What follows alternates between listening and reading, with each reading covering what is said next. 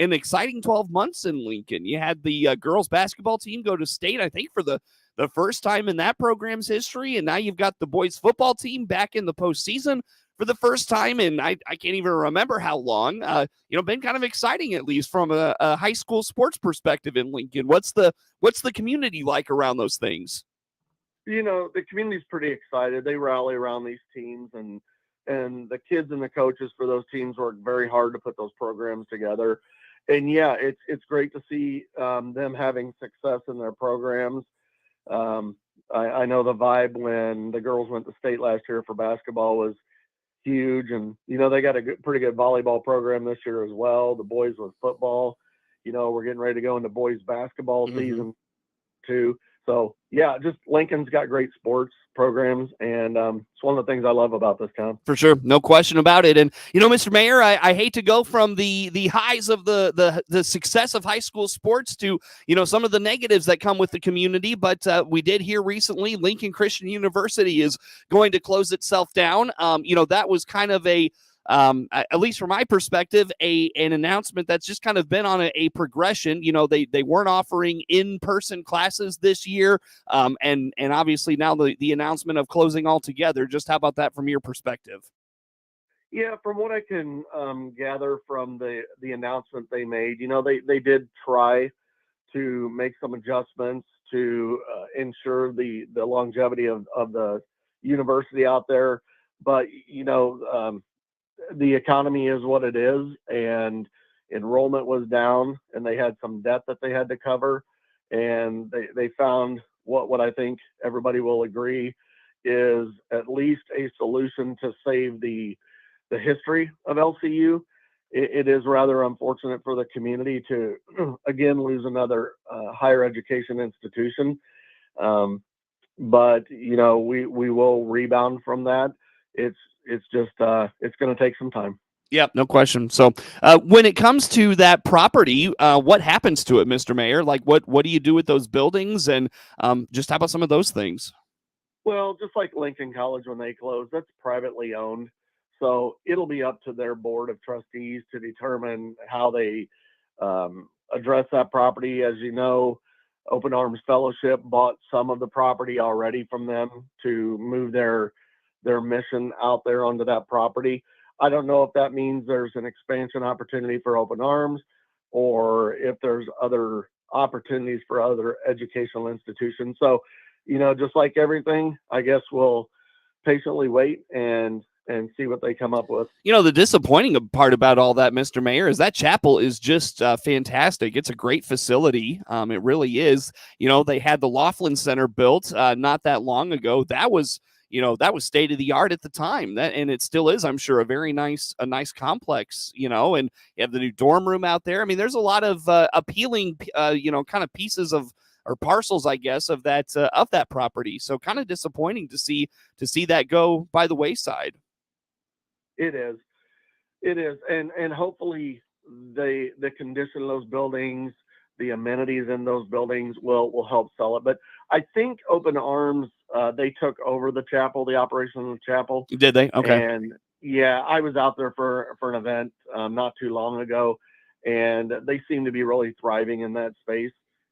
So we'll see what the future holds for that property. Yeah, no question about it. You would hate to see those buildings come down. I mean, you really would. But at any rate, Mr. Mayor, let's move along this morning. And we were kind of going over things to talk about. One thing I found of interest, at least among all the things you had to say this morning, is a potential canine unit coming for the police department, or at least exploring that possibility. What's going on there? Yeah, council actually approved it. And so we have been without a canine for a while, and our chief worked really hard to get into a program where the training dogs, they go through a program to imprint them for certain things, certain narcotics, etc.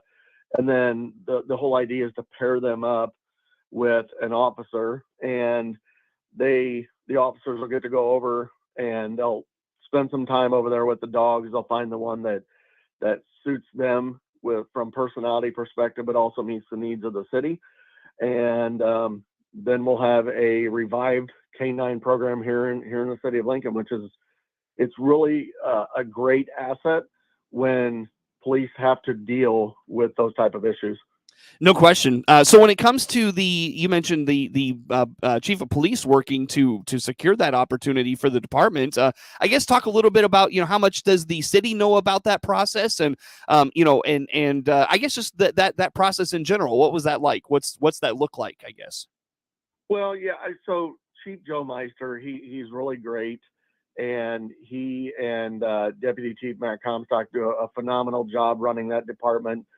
And this was something that was on their list of priorities to get accomplished. It was a gap in our department and one that they were passionate about filling.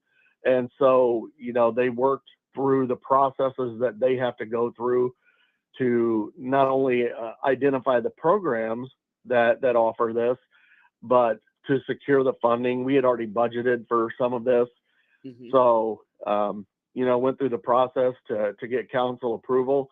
There was no pushback at all. The council, sees the value in this program for the community, and it was unanimous. So talk to me a little bit, Mr. Mayor, just kind of your thoughts on the status of the police department. I know that it's been somewhat of a transition the last several years, going through a couple of new chiefs on your way to where you're at now. Obviously the transition to the new building and those sorts of things. How would you describe the state of the Lincoln Police Department right now? Yeah, I would say that current state, we are short some officers, and we're working on getting some new candidates in there. But in the meantime, I would say, yeah, the department has evolved over the past several years.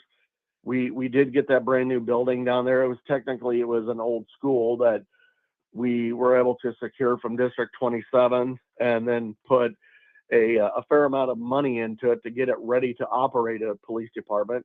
That requires special locks, doors, security, that type of thing, given the nature of the business. But yeah, we did have that. Chief Paul Adams, he was the chief at the time when that took place, and he retired.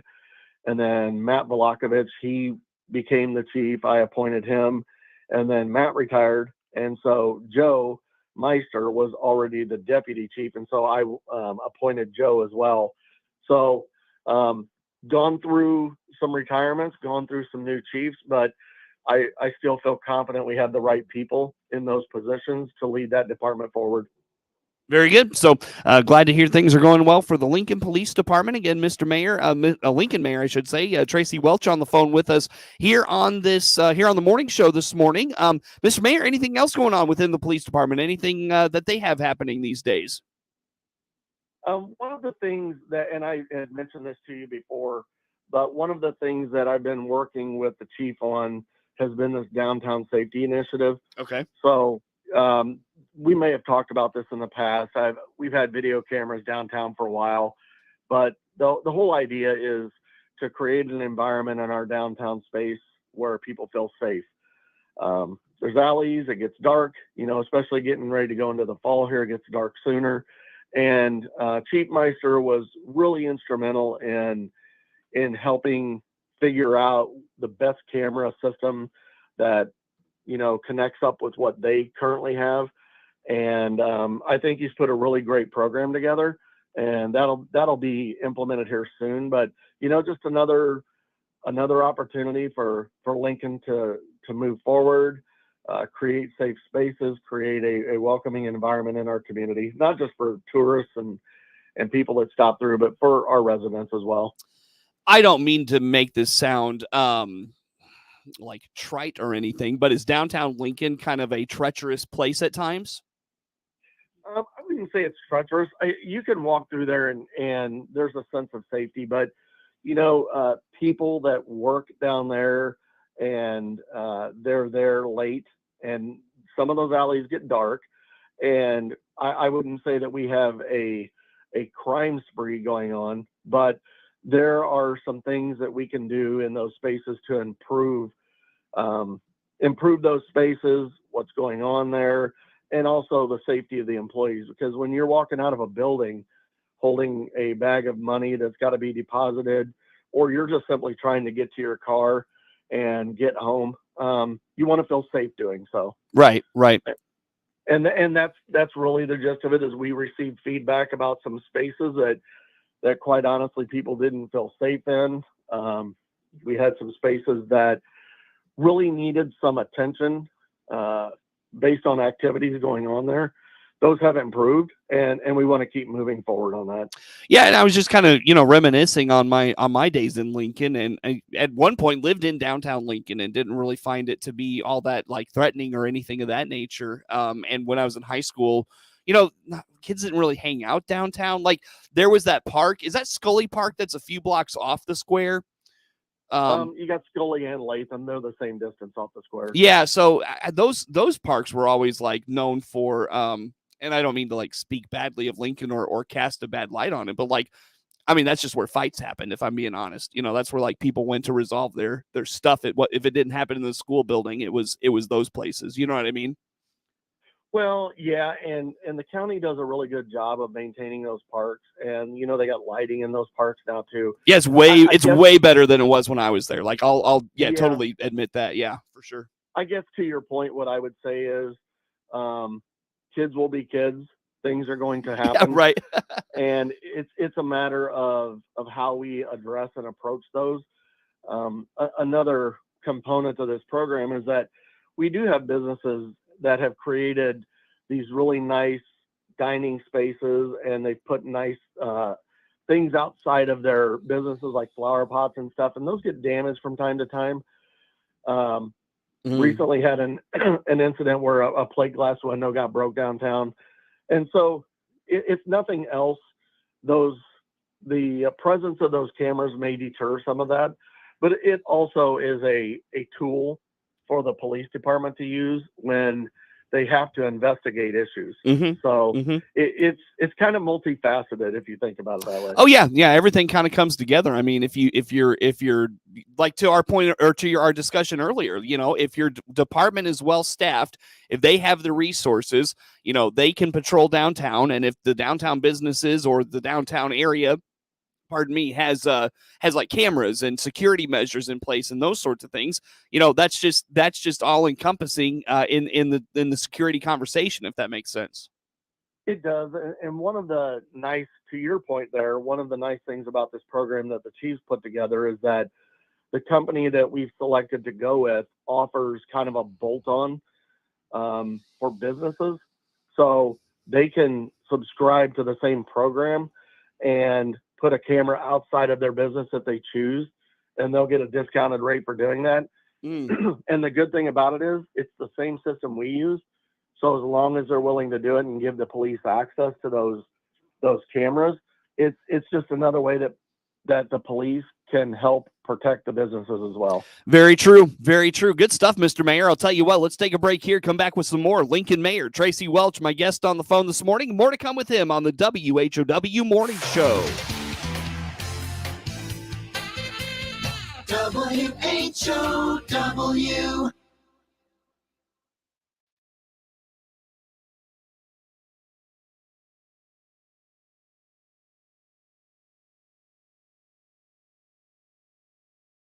March corn up 1 1/4, 5.18 1/4. May corn 5.25 1/2, up 1 1/2. November beans 13.08 1/4, down 7 1/4. January beans down 7 1/4, 13.24 1/2. March beans 13.34 1/2, down 5 1/2. December wheat 5.98 1/2, up 4 1/2. March wheat up 6.25 3/4. May wheat 6.42, up 7 1/4. December bean meal 4.19.80, down 3.20. December bean oil 54.06, up 95 cents. Livestock market of this hour: October feeders 243.25, down 32 cents. October live cattle up 35 cents, 184.75. December lean hog 66.42, down $1.57. Energy market: November crude oil 90.05, up 60. Here's another Clinton Save-A-Lot satisfied customer. I'm Josh. I'm from Clinton. I usually go shop here at Save-A-Lot. I get out once or twice a week. Come here. It's convenient, close by. Got a great selection. good prices. It's just close by. I just live a few blocks away, so it's nice to have a place close. Has a wide variety: steaks, chicken. They have chicken fajitas. I make chicken fajitas quite a bit, so they got the chicken already chopped up for fajitas. That makes it nice. And his owner, Dave Jackson, says, And we hope to see you soon. Covenant Animal Clinic is your hometown vet in Clinton. Hi, this is Dr. Sue Sturr. Covenant Animal Clinic is here to provide the best care for your pets in the most convenient way possible. Learn more online by clicking our icon at DeWittDailyNews.com. And remember, a healthy pet is a happy pet. ServPro of Piatt DeWitt counties is the leader in fire, water, and mold restoration. See all the many services they can offer your home or business by clicking their icon at DeWittDailyNews.com. Your friend in Central Illinois, WHOW. Once again, a good morning. Thanks for being with us. I'm your host today, Seth Lawrence. My guest on the phone is Lincoln Mayor Tracy Welch. And Mr. Mayor, an opportunity for the community to get out and get in front of you and talk with things that are important to them. Let's talk about these opportunities. What's going on? Yeah, so I do these things called Coffee with the Mayor. It's something that I started last year, and it's proved to be a really good opportunity to just sit down with constituents and talk about issues that are of concern to them. I've started bringing at least one alderman with me, and now I'm incorporating a department head as well. I think it puts the right people at the table for the things that others want to talk about. So we have one of those coming up on Saturday, November 4th at 9 a.m. at Guest House. So if you're in Lincoln or you're from around here and you just want to sit down and talk, come have a cup of coffee on me and we'll talk. Very good. So opportunity there. I know you do this somewhat, I don't want to say frequently, but like this isn't uncommon for you or new territory for you, I feel like. No, I've always enjoyed speaking with people. I got into city government to help people, and all too often people feel disconnected from their local elected officials, and they also are a little bit intimidated by coming up to the council chambers. And so the idea behind Coffee with the Mayor was, how about if I come to you, we'll go into a neutral environment and we'll talk about the things that you want to talk about. And you're right, I do these every couple months and change it up from time to time where we do these things at. But the premise is always the same. You know, there's things that people are passionate about, that they want to learn more about, and they really just simply want to ask questions. And we're trying to create that opportunity and environment for them. And with Halloween coming up, Mr. Mayor, another opportunity to interact with you. How about this one? Yeah, this one that I really enjoy. It's something that got started by past mayors, and I just carried the tradition. It's Trick or Treat with the Mayor. And so it's usually the Saturday before Halloween, and you just come down to, it's evolved a little bit over the years, but the idea right now is come down to Latham Park. We put together a small bag of candy for each child. And then what we do is we put a map together of all the businesses in downtown that are participating so that parents know where to take their children. And so we do that every year. I dress up, we hand out candy, and then walk around town. And it's a great Saturday for everybody. Oh, man. Now I look at the calendar. I'm going to have high school football that Saturday, Mr. Mayor. Brutal. Brutal. Oh, well, that's all right. We'll find another time because you've got the Christmas parade coming up, Mr. Mayor. How about this? When's the Christmas parade this year? Yeah, tourism usually handles that program, and they do a great job. This year, they've scheduled it for Thursday, December 7th at 5:30 p.m. And so I was looking at the route earlier. It'll go down, obviously Wyatt.